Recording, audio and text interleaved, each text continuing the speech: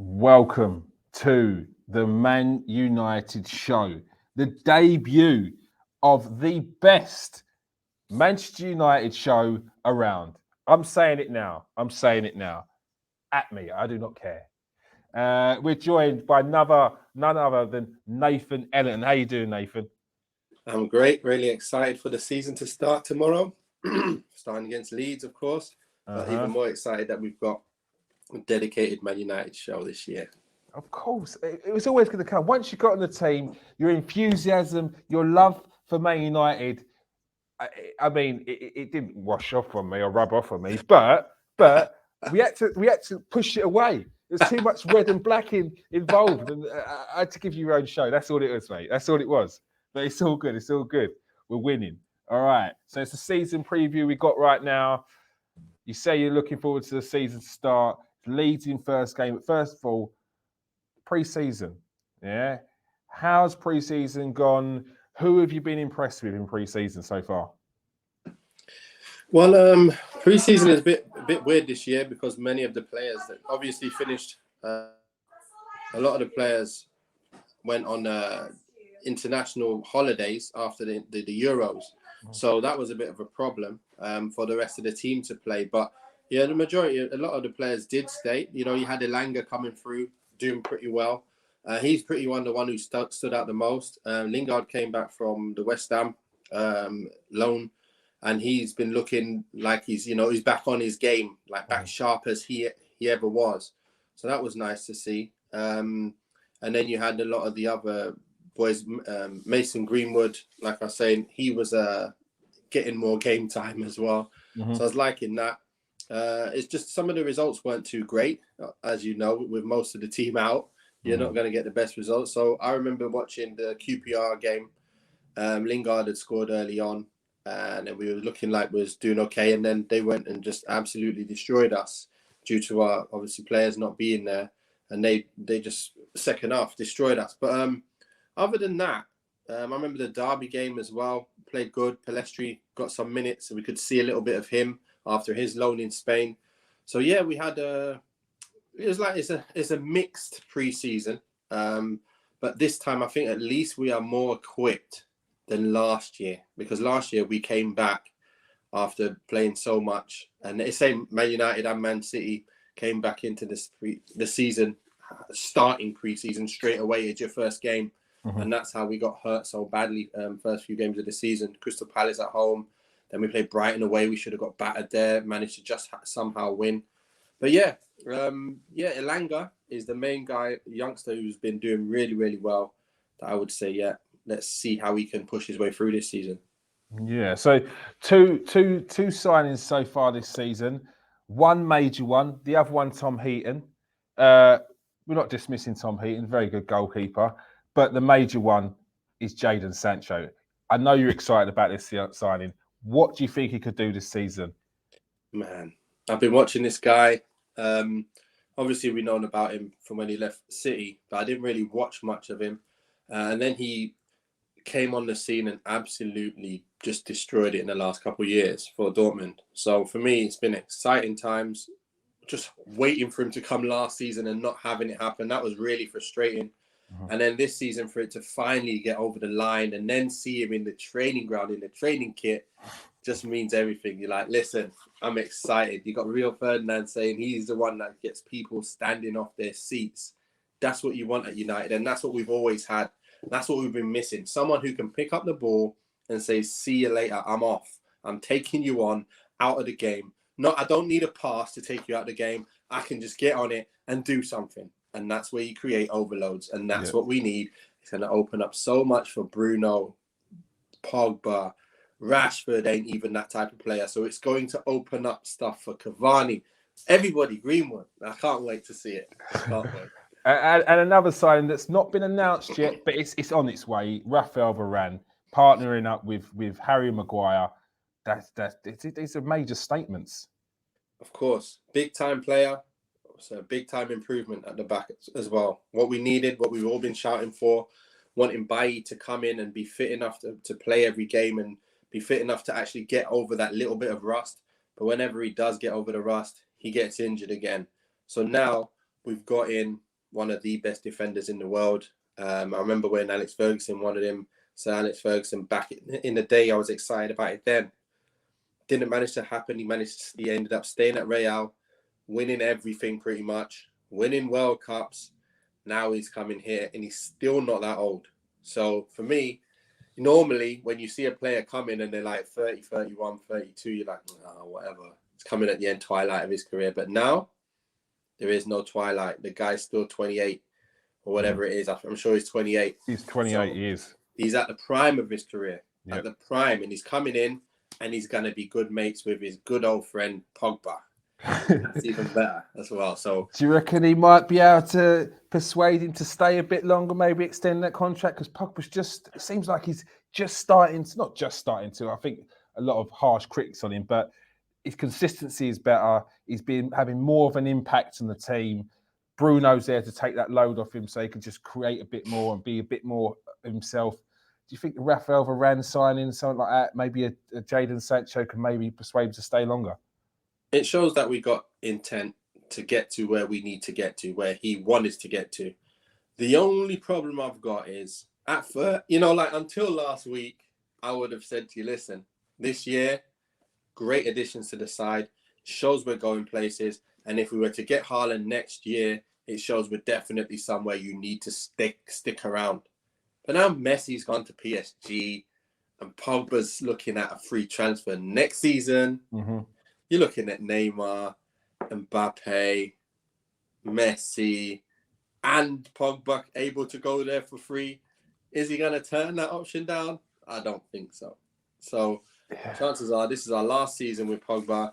Let's have one last hooray at it, whatever you want to call it. One last dance, if you want to call it by the MJ way. Let's have one last season and let's make the most of it with Pogba.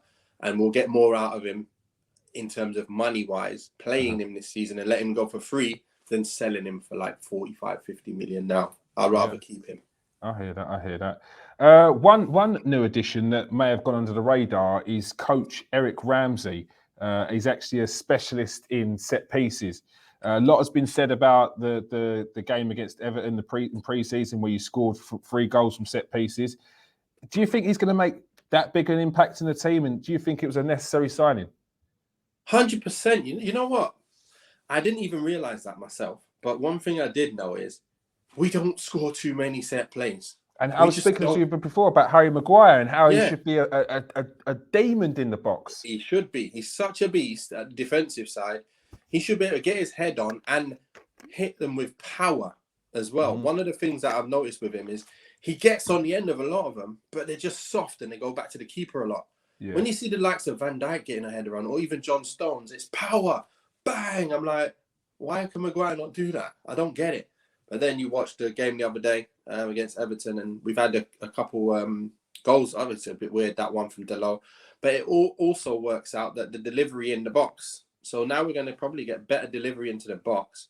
And like you say, if we got people figuring out ways of actually scoring goals from that, someone coming in to specialize in that, it's going to be even better. It'll just make us be able to utilize the Varane, the Maguire, these kind of boys, even like your Pogba's. He's massive. And Cavani gets his head on anything, he scores a goal for fun in the air. So we just need to make the most of it. And don't leave any corner unturned. That's a great thing for Ole Gunnar Solskjaer. Again, something else that will probably go unnoticed. What else do Man United need, player-wise? To be honest, I'd like to see Eduardo Camavinga coming in. This boy, 18 years of age, I'm watching his highlights. I see a lot in highlights. I don't see a lot of his live games because obviously I just found out about him in terms of him being linked with us. I thought, you know what? I need to watch this boy's game. Let's see what in his game would fit into United. That's what I like about football. For me, I watch it and I look at it and think, how does this person fit into this? What kind of, profile do United need? And how does it mesh together? That's what Alex Ferguson was known for, being the best at finding the jigsaws. And Camavinga looks like another player who could fit seamlessly straight into that defensive midfield slot. So we have one guy who gets about quite a bit. But the other good thing about him is he glides past people for fun. Yeah, he's very mobile. And if he glides past people, Think about that for a second. Mm-hmm. If you're the defensive midfielder and you glide past someone, that's someone out of the game. Yeah. Then you got Sancho, Rashford, Pogba, Bruno overloaded already when they can still take someone out of the game. Mm-hmm. You're going to get endless opportunities where you're going to just be overloading the team and they cannot handle it, just the way Man City have been doing for years. When they have a team that is set and balanced, you cannot stop everything. And that's what we're getting very close to now. So I'm getting very, very excited. But that's the player that we need. We get a Camavinga, he makes the difference because it just means everyone else gets to be their full selves. Mm-hmm. I think we'll do okay, even without him. But I think if we had him, it'll be major. Also, if the rumours of, obviously we know that Haaland wanted to play with Sancho. We know that he's missing him now. And he's already said you never know what happens in football. Mm-hmm. You never know. If this guy comes in as the replacement for Cavani next year, we are definitely up there. Definitely. There's no way you can say if we got Camavinga and on Haaland, paper, that team would just be a joke. we are up there with the best of every team in Europe. Yeah. That's 100%. Yeah. So I wouldn't like to play against, I wouldn't like to be in the minds of anyone playing against that kind of 11. No way. Yeah, you lost before you got on the pitch. Yeah, even the cities, because we'll have more than them defensively, I think. Mm-hmm. And then we'll have just as much going forward in terms of raw ability and to score goals out of nothing. I think we'll be up there with them, all in all, if we got that. Mm-hmm. Two players that look like they're staying this season, one of them being Martial. It looked like Ole Gunnar Solskjaer's put the brakes on any move going to Inter Milan. Happy about that? Can he have an important role to play this season? Yeah, 100%. I like Martial. I know he's he's a frustration at times as well, but I think it's all down to the balance of the side, the rebuild, the chances we create. It all goes a lot. It makes a massive difference. Me being a striker myself, I knew exactly the difference of what just different types of player meant for me in my season. Mm-hmm. You know, I'm only as good as what my teammates make me. Mm-hmm. So if my strengths are scoring headers, and my strengths are getting the ball outside the box, that's what mine was. So give me the ball outside the box or put the ball in the box while the defenders are getting back. I will score headers for fun. Mm-hmm. Did that at Wigan, went to West Brom and every other team because the team wasn't set up that way. No one even knew me as a goal-scoring headerer. It's weird. Martial, look what happened with him. He plays, he gets one chance or two chances per game and has to score. Yeah. I was looking at goals to shots ratio. Guess who's the worst? Harry Kane and Salah. These boys shoot so many shots and missed, but scored a lot because it had so many chances. Uh-huh. The goals to shots ratio, actually, Cavani's up there as one of the best. And Danny Ings, of all players as well, that you wouldn't have thought. But them boys there convert more. And they don't get many chances. Yeah. And Jesus, he's the worst of them. He's the worst of it. I was actually checking it all out the other day. I was going through all the stats on all of the top strikers, Vardy, all of them. And this is what we got. Martial is up there as one of the best finishers in terms of shots to goals ratio. So for me, with Sancho getting in the side, it's going to give him much more. And if we do, like I say, improve with, let's say we get the Trippier in, he's going to get balls into the box with much more quality with timing. So Martial is going to get chances galore now. Once the whole team comes back, Cavani, Martial, Greenwood, whoever's up front should get a lot more chances to score a goal on the 90 minutes. So as a forward yourself, if you was at United and you saw that they'd just signed Sancho, would that really get you excited for the new season? 100%. 100%. Most of the Man United games are what? Where you're sitting behind a low block. Mm-hmm. You can't do much. There's no space. There's no nothing. But then what happens when you've got a Sancho on the pitch? He takes someone out of the game and finds you. That's what he does. You make a run, he finds you. You got Rashford, he'll try and just run at you. He's not really a runner on the ball. He's not a dribbler. He's a person who's like, listen, I'm coming short. I'm off. Put me in. And I'm racing you and I'll score. That's what Rashford is. If you watch him, He doesn't get on the ball, dribble past 1, 2, 3. He actually makes an opening, strikes it, or fakes a shot, fakes and shoots. That's what he is. But Sancho, he'll just get it. You come tight, it was gone. He's gone. He's left you behind, and he's now doing a 1-2 with someone and carrying on. And then he'll find you, stop, and he'll look for you. Who's in the box? Who's running the box? Okay, you're there. Bang. There you go. Score. And same as Bruno. But now you've got more than just Bruno doing it. Yeah, and you've got Sancho, Pogba that can see that as Pogba. well. Yeah. It's all going to open up. You've got man running in behind, man who could get it to feet and run at you. That's why I always wanted to see Diallo on the pitch, because he's a person who likes to get it. He doesn't really dribble at you too much, but he's got that low center of gravity where he lures you in, then pops it and gets it back. Yeah, come on then, come on. Pops it and then off he goes. He makes them little things happen. That's what Mata does, but on a slower scale. That's why I love him. But I'd be so excited, because if you're going to have someone like Rashford on the left, he's too much of a danger to let go anyway. Then you got Martial in the middle, but then you got Sancho on the right. You're going to have to double up on both sides. If you switch in play and they're getting at you, Sancho's going to beat you more times than not. Rashford's going to get an opening and shoot, or play it off to the other side, and then they're going to run at you one-on-one so often. So Martial, Cavani, stand in the box, get yourselves in between the defenders and go, listen, just find me. Find me. They're going to get found a lot more this year than last year. Yeah, and they're probably going to be making more of them runs as well, because they're going to trust the player who's going to get it to them as well. Exactly. Very good. Another player who didn't get much game time last season, I felt sorry for him, is Donny van de Beek. Could this be a year where he can maybe stake a claim and show what he's about? Yeah, for me, you know what? I realised when I was looking at him, I know last year he's not been playing too many games, and I was wondering, I always think, what bracket, where do I put this player with who? Like, who's interchangeable with him? He reminds me of the Herrera type. He's the middle midfielder. So he links both the defense to the midfield and the midfield to the attack. He does that job very well. But guess who else is there? Pogba. But if you remember, when Solskjaer came through, it was Matic, the deep one. It was Herrera. Then it was Pogba. So now when Bruno's come, he's taken Pogba's spot, really, and made it his own. And Pogba's had to move back to the Herrera spot. But then Matic is not fast enough. So now you've got not enough energy around the Pogba, who needs that energy around him and that buzzing for that to work. But Donny van de Beek against Everton, that he just made us tick. Yeah, he made us tick. The ball got moved nice and crisp, nice and quick. Solskjaer's got to see that. Even Matic playing with Van der Beek, that opened up they tried to press. They just getting in holes, getting it, giving it. And that the minute you get it and give it that quickly, it opens up the play for the others later on.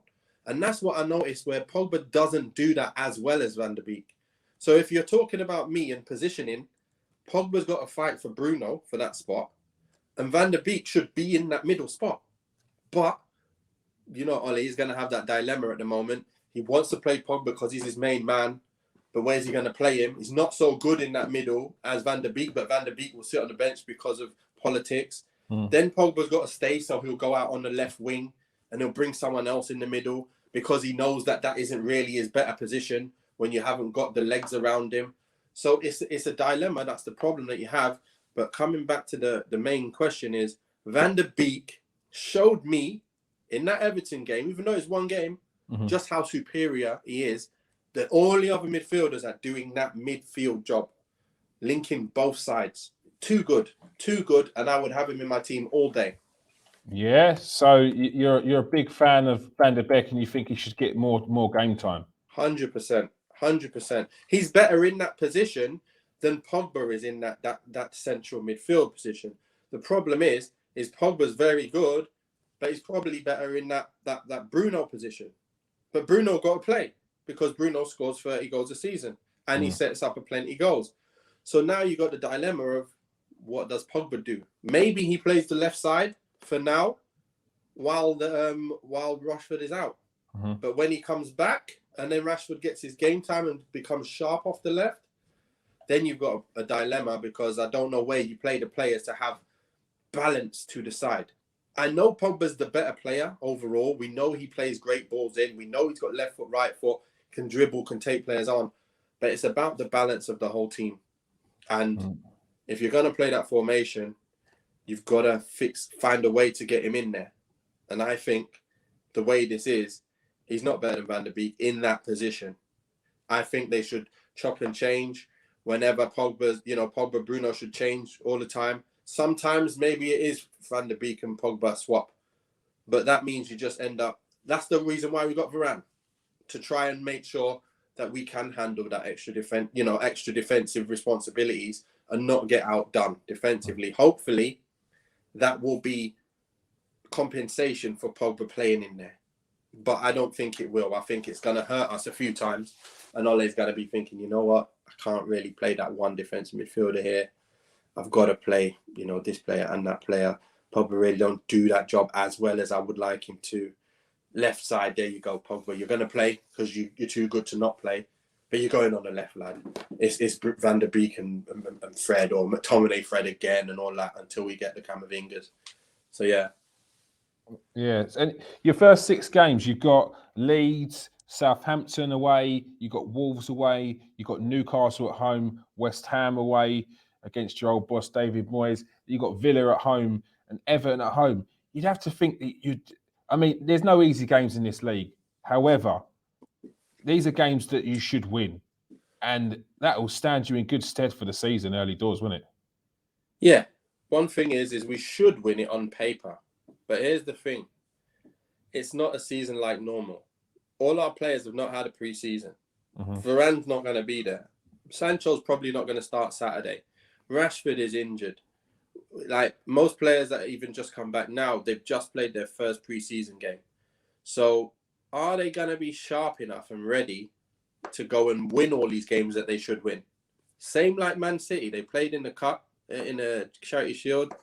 Look who they was playing. They didn't have so many of their first teamers, and they lost. Man City never going to lose to Leicester or anybody pretty much in the Premier League when they got their first team. Not like that, but you know what I mean? So you never know what's going to happen in the next few games. I hope we've done well enough, but I don't know if we've got. Martial's come back, hasn't he? He's not doing it. He's not as sharp as you'd want him to be at the moment because he's just come back from a long layoff. So you've got a lot of players to come back into the swing of things and get sharp. So for me, I don't think it's going to be as plain sailing as it looks on paper. Yeah.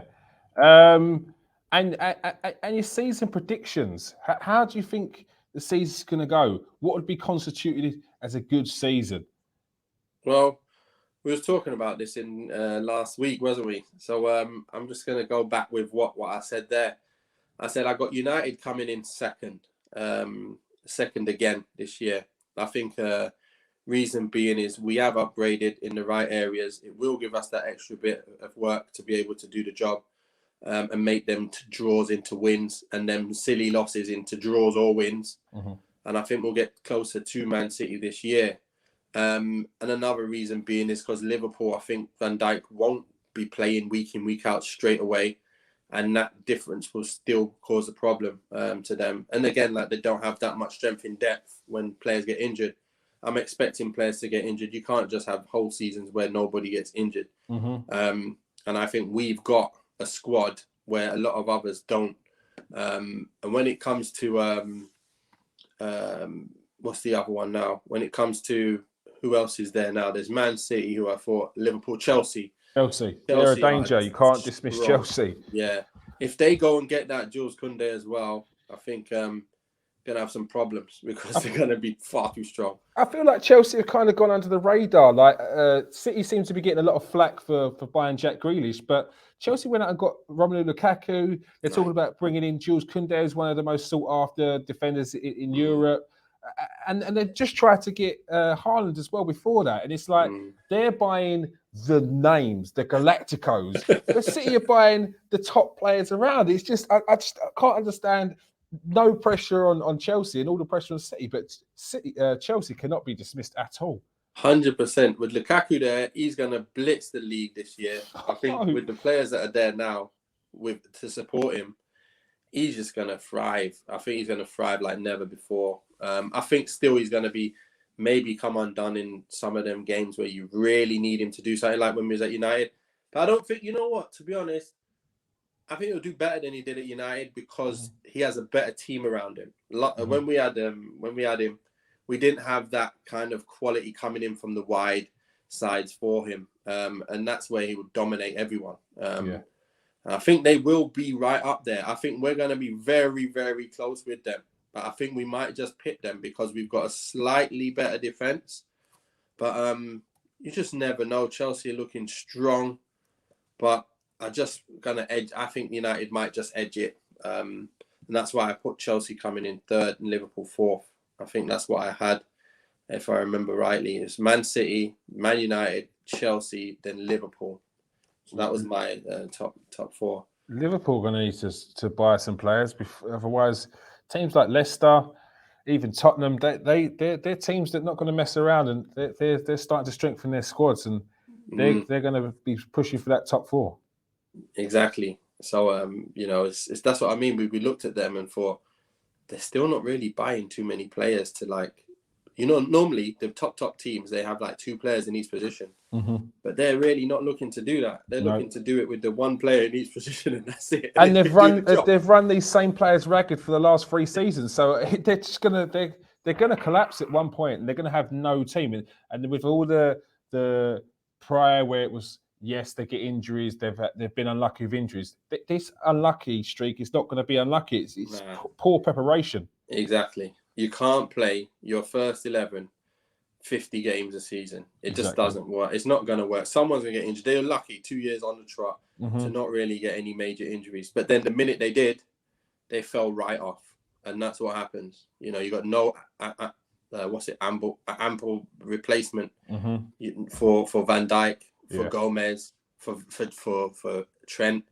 There's so many injuries. It was ridiculous in them key areas that provide all of the goal scoring, and then the key areas that stop the goals. So there's much more pressure on their strikers to go and to get goals straight away, knowing that there was always going to be goals scored against you. It puts a whole load of pressure and it takes you off your natural attacking game. Yeah. When oh man, we're going to need 3 goals today. Damn. Yeah. Not 0-0. It's 3-0 down at the moment. Yeah. 100%. 0-0, boys. 0-0 when you score. It was like Arsenal. They conceded 36 goals in all our season. But if you're not scoring any goals, it doesn't matter.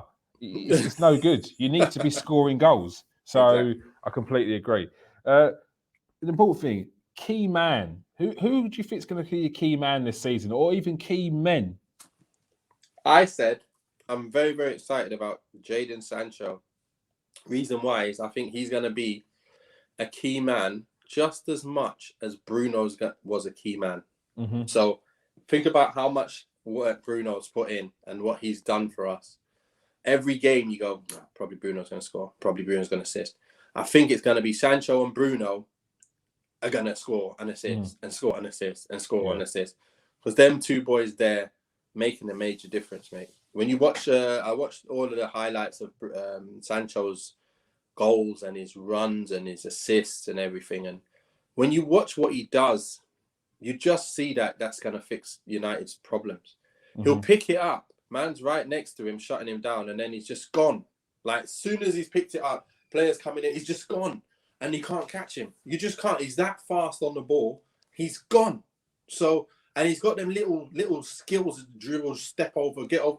He does all these little things to get out of trouble. Then he's like through on goal, and you're thinking, is that league rubbish? Or is this boy just like through on goal? What's going on? How many times is he through on goal? But it wasn't always the case. He had to learn his trade there. What he's done well is he's able to keep his creative freedom and that flair, that street flair that we all love.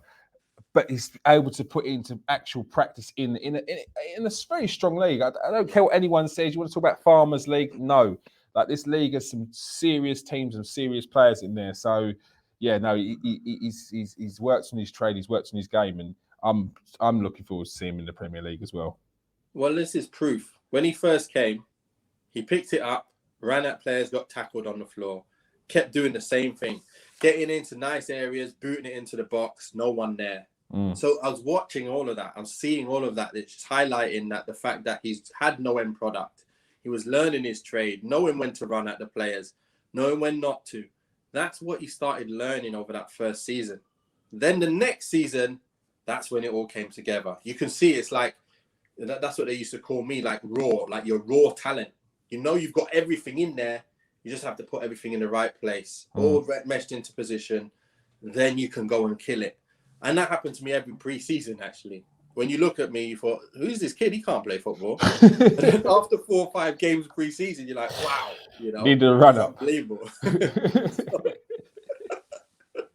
At least it don't happen to every season. It started, and now he's got better. So, yeah. All right. So you've got Man United as second in the league. You're excited about the likes of Jadon Sancho, Rafael Varane. It's a big season for Man United and Ole Gunnar Solskjaer. Thank you for joining us for the pre-season or the season preview of the Man United show, the debut of the Man United show. There'll be many more to come. You're going to have some surprise guests, a lot. Don't worry. All right. Thanks for joining us, Nathan. Thanks a lot, Piers. All right. Peace out, people. Stay safe and wash your hands.